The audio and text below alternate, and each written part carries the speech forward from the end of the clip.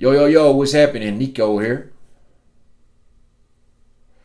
Hey, today we are going to be talking about the health impacts that alcohol has. I'm going to be answering a question that came into my inbox a little bit later on in the podcast, so stick around. If you do have questions that you want specifically answered, shoot me an email. It's nico at nohalonm.com.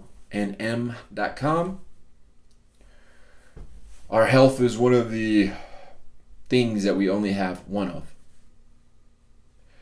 Today, this time that we get to share together, this space that we get to share together is one time, right? I say that because we need to address the way that our body reacts, responds, and tells us what it likes and what it doesn't like.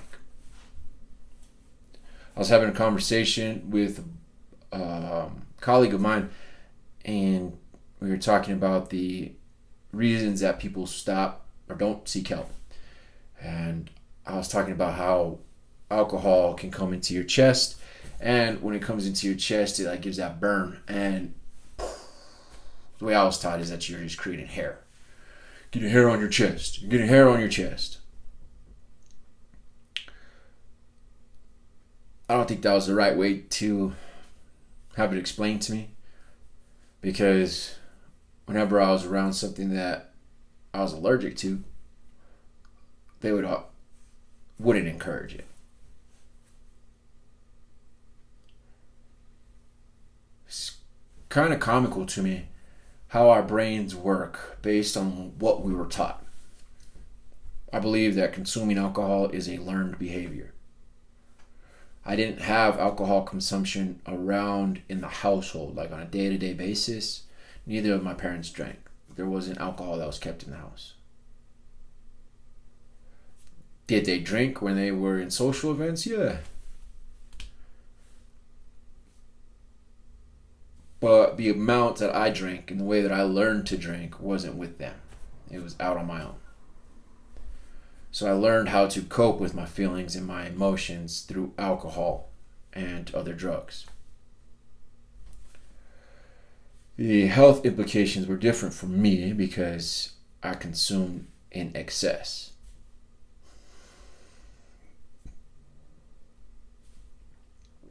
Our bodies are one thing that we have.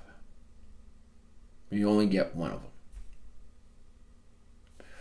We're in a time that we can have a lot of things done to our bodies to continue to live in less pain, to continue to live in more security if you're getting add-ons.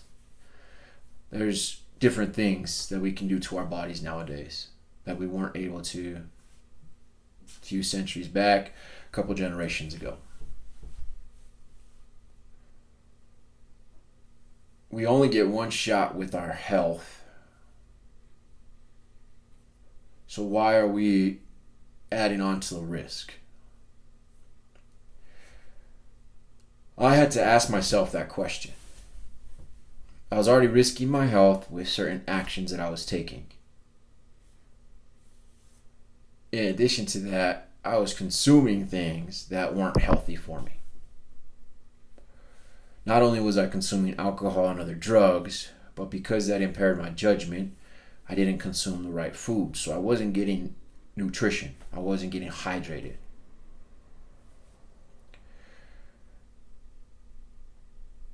You might be hydrating at the very end or when your body tells you that you absolutely need to. But that's too far. Your body is giving you warning signs before then, and you need to acknowledge them. The question that hit my inbox was, can alcohol consumption cause pain, and is that a problem? The answer to that question is yes. Alcohol consumption can cause pain to your kidneys. Should you be worried about it? I would say yes. Mainly because your body's telling you, hey, I need a break, hey, I need some help. It's alarming you. It's red flag, sirens going off. It's like you know that something's not going right and it's only going to get worse. So are you going to change what's happening?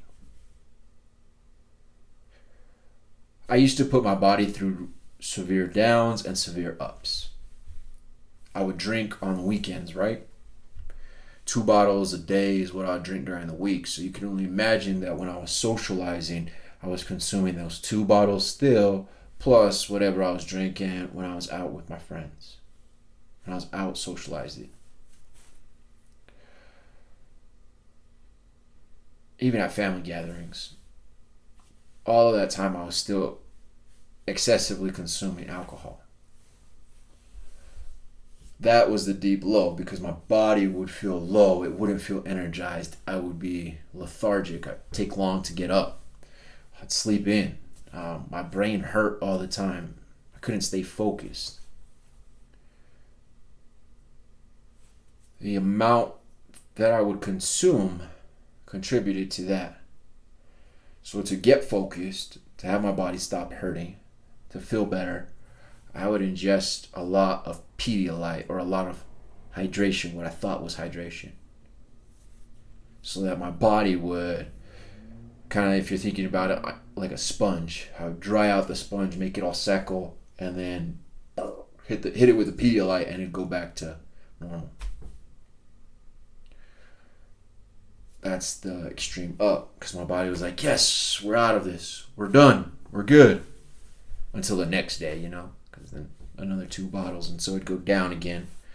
And I found myself in this cycle where I would consume 2 bottles of alcohol and know exactly how much Pedialyte and water I needed to drink to feel what I call balanced, at least functionable. Your body is going to tell you that it's hurting. And one of the indicators for me was that the back left side of my body hurt. I think that might be where your kidney's at, actually. And it felt like just something would squeeze it. The only thing that would get rid of it was either the Pedialyte or the alcohol. Because I had trained my body to know what to consume.